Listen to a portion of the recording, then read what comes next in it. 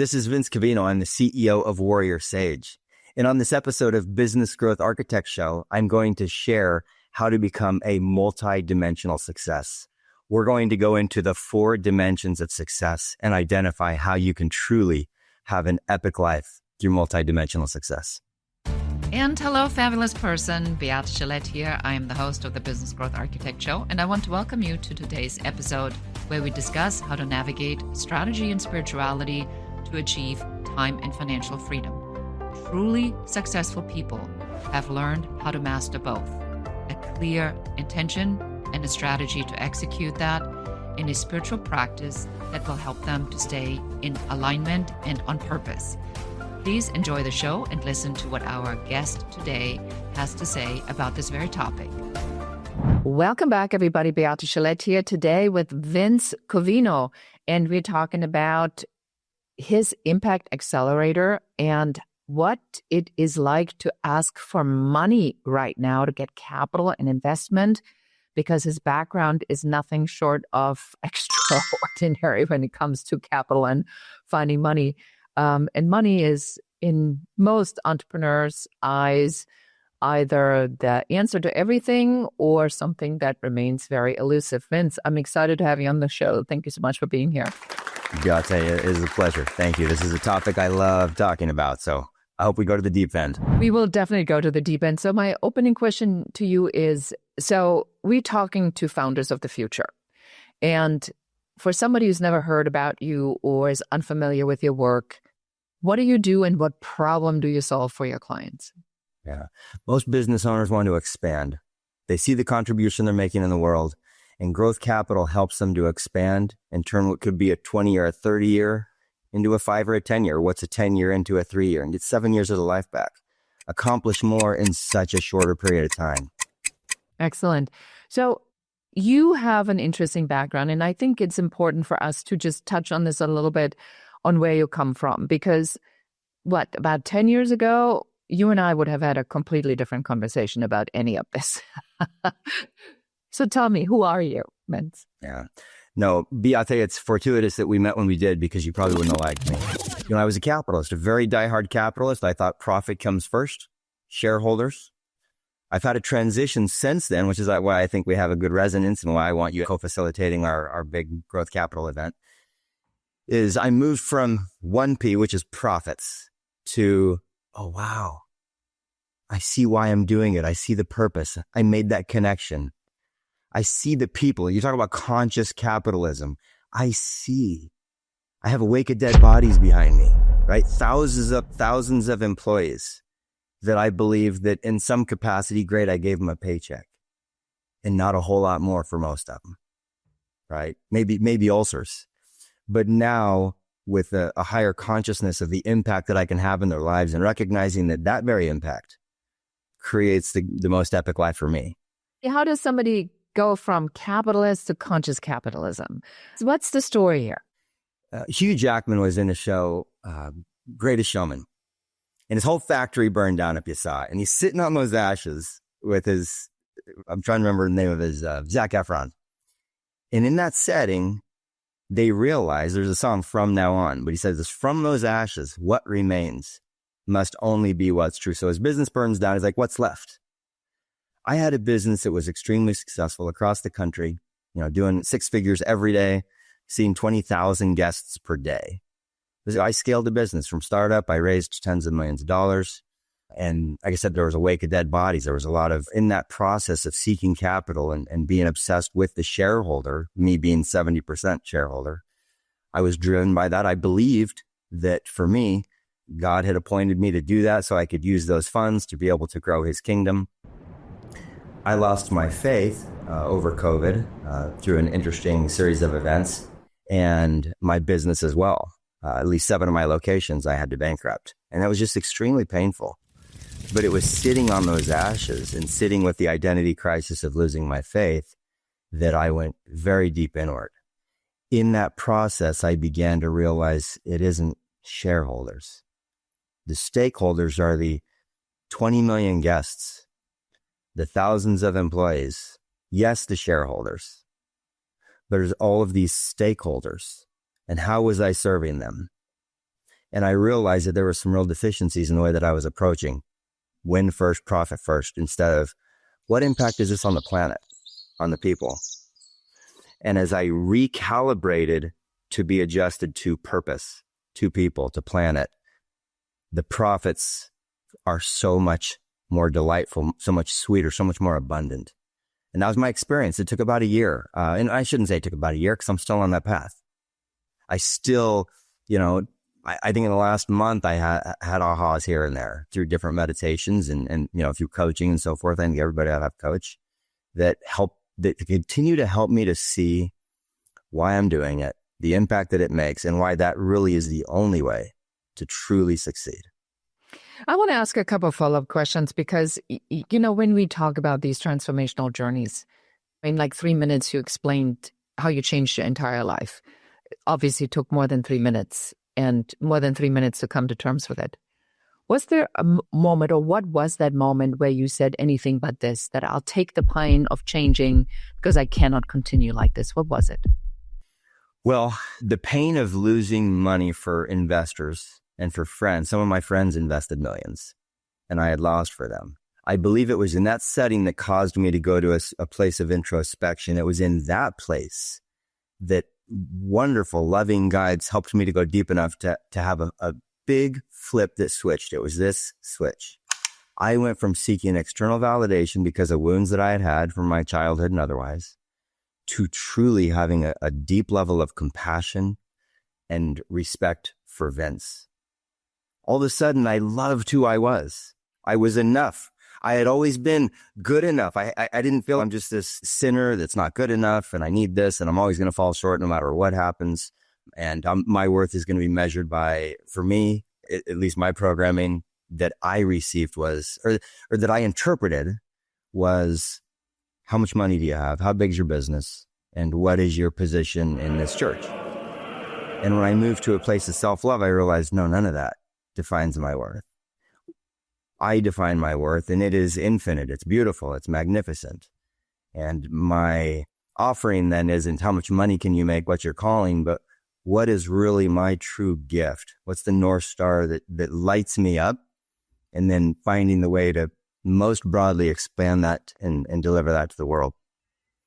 I want to just explain on how large this level of pain was, because your business wasn't a $1 million business and it wasn't a $5 million business. This was a gigantic business. Yeah. So when COVID came along, and in 2017, I got my first private equity offer at $40 million, and my partners didn't want to take it because we were going to be giving up 37% of the company. Fast forward 3 years later, we had good growth capital. We had incredible profitability, and I had a $60 million offer plus $100 million of growth capital. I had 46 companies in my M&A pipeline. We were already the biggest in the world. Nobody's ever grown faster in terms of the zoo aquarium space. I had 50,000 animals when COVID hit, and had to continue to feed those when the government made me shut them all down. Over the course of 18 months, I lost virtually all of that value. I laid off, 500 people. In fact, when COVID hit, I laid off 500 people in 48 hours. It was a big loss. And I don't know that it's any more poignant than the painter who has 3 employees that has to close it. I don't know. I do know that it felt like there was a fridge on my chest because I had so many people that I let down in so many states on so many levels. And that felt immense. That felt like a tremendous amount of pressure. I'm a resilient guy by nature, and I have an incredibly supportive support system. And I recognize a lot of entrepreneurs don't have that. But even with that, I still felt like I suffered in silence. I still felt like I'm not going to tell my brother or my friends or this person or my investors how absolutely, distraught I am. I can't let my employees think that I feel like the weight of the world is on my shoulders. And so I put on a mask, Mm-hmm. Hey guys, COVID, We there's got going to be a this. vaccine. We're going to be Yes. fine. Let's go. just fake. And people knew it. They could tell. Even if they didn't know up here, they could feel it. Like, really? We're good. I do believe I'm a sensitive guy and I've had a big heart, but I was driven by profits because I believed that's what behooved me. I believed it was incumbent upon me for the shareholders that I had a fiduciary responsibility. And that is a thought error in capitalism. I believe the next version of capitalism, the next evolution that's it's essential and it's inescapable, is that we move as a society, we move beyond that very narrow prism of thinking. And I think that's happening right now. I agree with you on that. Yes. So I want to make sure that we really covered this part properly. So here's someone who is super successful. Then something terrible happens. You are responsible for all these animals. You have to let people go. You have to do all these different things. What was your emotional state at the time? Because there had to be, and having lost everything in the Palisades fire 5 months ago, I can certainly relate to this magnitude of a catastrophic loss. How did you emotionally survive this? Well, I'll tell you how it felt and then how I survived it. How it felt is there was a fire up by Folsom and the whole city burned down. I was going to my grand opening in Folsom, one of my locations that I built there. This was late 2019, I believe. And big opening, very successful location, 1,000 to 2,000 people every single day coming in at, $20, $30 a pop, right? It was a pretty good store. When I was there opening, somebody who had their home and their restaurant burned to the ground was in the hot tub. And I saw tears in his eyes in the hot tub. And I said, "Hey man, you okay?" And he said, "I've lost everything. My kids and his kids were swimming in the pool." And he said, "My place burned down. I'm one of the guys here from down where the city burned." He said, "I can't go build a hotel. I can't go build my restaurant back. It's gone. The recipes from my grandmother are burned to the ground. They were on paper." He said, "It's gone. My kid's identity is this restaurant. They worked at the restaurant with me." He said, "It's gone." And he sunk below the water level. And I'm like, wow, man, this poor guy. And I didn't have words for him, right? Like, I'm sorry, dude. That sucks. It wasn't until COVID hit and I'm like, oh my gosh, it's burning to the ground. And then, now I see Hugh Jackman in The Greatest Showman. I'm like, yep, I know how that feels. It is the greatest gift I've ever received because you see what remains and you see what's true. I wish I could go back to the hot tub and say, dude, this is, I wouldn't have said it this way, but in short, there has to be a gift. Mm-hmm. Wait till you see what grows out of this. Mm-hmm. Wait till you see your heart's expansion. Yeah, I mean, I that is something that I've consciously made a choice in my particular situation to say, I know because of my belief system that there has to be a gift on the other side. But were you at the time at a point where you knew that there was a gift, or did it just naturally unfold, and did it unfold quickly? The reason when I ask this is because I know a lot of people are going through really difficult stuff right now. And they're afraid and they're nervous. They don't know if there's a future for their business. They don't, tariffs, economy, recession, yada, yada, yada, yada. How do you handle it? Well, mine is more complicated because I had deep faith in an omniscient, omnipotent God. And in that very time when my business was falling apart, so was my faith shelf. Not because of it. It wasn't a causation. It's because there were some other things happening that were causing me to do some research that made me, so I truly couldn't, because of what I had intellectually read and studied, you couldn't force me to believe the things that I had believed for the first 48 years about my faith. And that was an organized religion that you were pushing up against. Okay. Yeah. And well, it was Mormonism. I was very devout in that space. It was my life. My life revolved around the church. So there was a period of time where I just thought, this is just random. This sucks. Just bad luck of the draw, because I don't know that I became agnostic for about 6 months. And then there was another shift after that. But in that period of time, it was just pure darkness, pure heavy darkness. What I have since realized, and it's been about 2 years now, is it sure feels to me like there is a benevolent force that is writing a story better than I could have ever imagined it. And it's like any good movie. It's like, you do not want it to just be a win, win, win, win, win. This is amazing, right? I remember my partner and I sold a business. We founded a separate business in 2013, and we had some struggles. There was one point where his wife said, "Vince, you're a real mofo." And, I'm not going to say the words that she said, but she said that. And I reflected back and I'm like, you know what? She was right. But it ended well. We sold the business and it was successful. It was a multi-million-dollar exit. And I remember us talking at the time, this amazing partner with his pure heart, and his wife so incredible. And I remember thinking, I'm glad It wasn't easy because it was sweet to go through those. It was an adventure. It was filled with fears, and we had to exercise courage, and we thought, oh, we're screwed. It's over. How are we going to pull out of it this time? And when you persevere, the doors just open. And I don't know if I have a full explanation for how, but I've seen it enough times in my life. They open every time. Every time. Yes. See, I think you do. You are one of those rare people that have done the work. So my observation here is that when people do the work, right, and the work is you become conscious and you examine who you are, your own trauma, the stuff. You look at why you do things the way you do and what meaning you give that story that you've told yourself the entire time about what your mom did, what your dad did, what happened to you. Tony Robbins always refers to it when he says, well, people tell me about their dysfunctional families all the time and cite it as a reason. He says, show me one family that's not dysfunctional. They kind of all are. But you have this attitude that this backbone. Is this something that you coined? Is this something that you've always had? Because I kind of want to also look into this. What does it take to have this attitude that you have in the face of all of this? I look at who I've been surrounded by. I've just been so lucky to have community.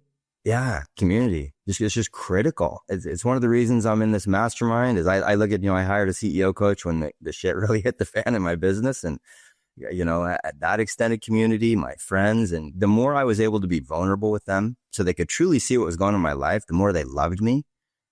And so really for the first time in my life, aside from my mom, who just was love, she was just pure love. And I had such a deep relationship with her, just beautiful, is when I let every mask down, or at least to my best of my knowledge, I felt like I did. I thought, oh my goodness, they see all of the ugly pieces and all the stupid things that I've done that feel foolish in hindsight. And they love me anyway. And I'm like, oh my goodness, that's love. They love me. And I felt what it was like to feel loved. To have a community around you where they truly see you, you can be authentic. You can just be yourself with them and be authentic with them and real and vulnerable. Is beautiful. So I think that's perhaps a big part of it. I think that's a perfect bridge for us on talking about what you're building and what you have built and continue to build. So now today you are in service of conscious capitalism. What does that mean? There are a lot of business owners out there that have been on the same path you and I have. They've had successes, far greater success than I've ever dreamed of. And they realize that their success isn't how many zeros, how many bank accounts, any of that. They realize that it is impact, contribution. Like that's what truly creates value in their life. That's the legacy. That's what they want to live for. It's how they want to be remembered. They don't want people at their funeral talking about how big their stock portfolio was. Any of that. They want people at their funeral they want to be remembered for their heart. And so in this circle of friends and between our mastermind and my friend group, there are a few dozen people who are just looking for heart-centered leaders truly making an impact, that are out there saying, I can do more. I'm passionate about this. And if I had $5 or $20 million, I could really blow this thing up in remarkable ways, like supernova. And these business owners are saying, I'm aligned with you. I see your heart. I see your vision. You need a little business mastery over here. You need to be out there helping you with your messaging because it's a little bit here or there. But I see what you're doing. We're going to dial you up. Let's get your board. Let's get you $10 million. Let's have a growth strategy. And your 15-year plan, I want you to do it in 4. Let's go. So the business model right now is the Impact Accelerator Summit that you have created that comes from this idea of conscious capitalism. So this event is designed to bring investors together with founders. Now, one of the things I want to mention, as I was just at the Web Summit in Vancouver, I think it's very difficult to find good investment these days, being an investor myself, certainly in the private equity market, because it is the Wild West out there. What are you seeing on the investor side of things? Because they got to park this money somewhere. They got to be investing this in something.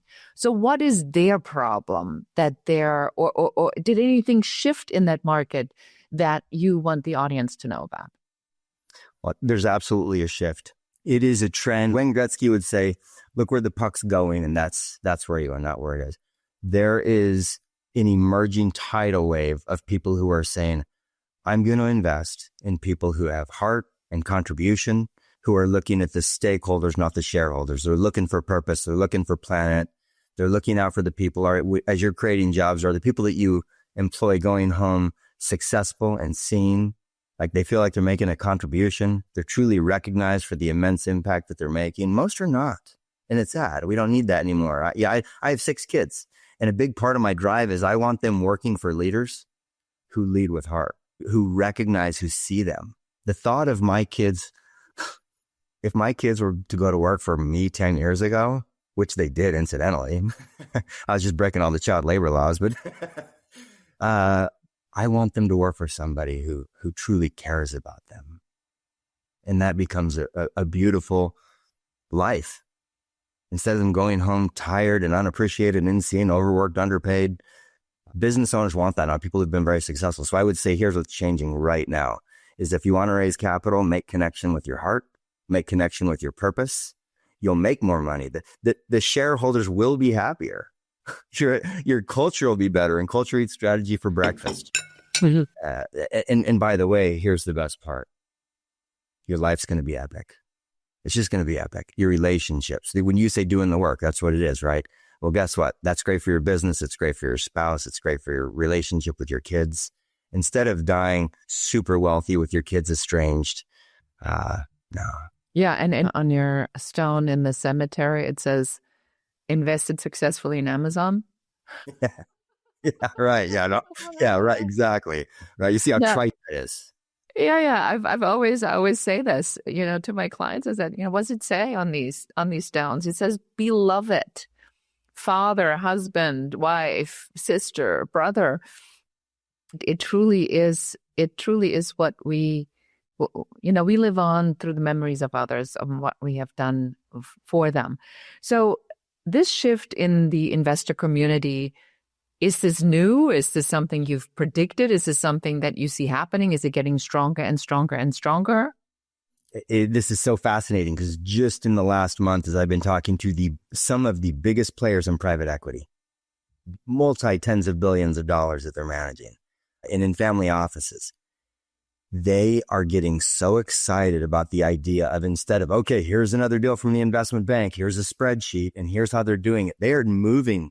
Now, yes, the multiples and valuations and enterprise value, all those things still play a role, but it's not the leading role. The leading role is, what is the impact? Who is the leader? They're investing in a person. Specifically, they're saying, show me your heart. Mm-hmm. Do you have miles and miles of heart? I don't care if you have miles and miles of strategy. So does everyone else. And it leads to a lot of toxicity and people getting to a place where they have burnout and they lose their creativity. They lose their focus. They become corruptible. They embezzle money. They rip people off. They make deals. They manipulate. And that always backfires. Like, I've seen it backfire in my life.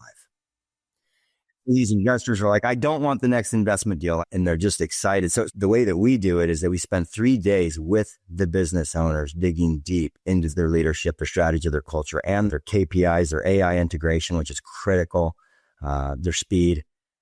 And the investors are there with them, seeing them, being with them, seeing their hearts, seeing them in the most vulnerable, breaking them down, seeing what's inside, crack them wide open. And now the investors say, I see all of you and I'm going to help you. Let's go. And you have alignment. You have deep heart-centered alignment.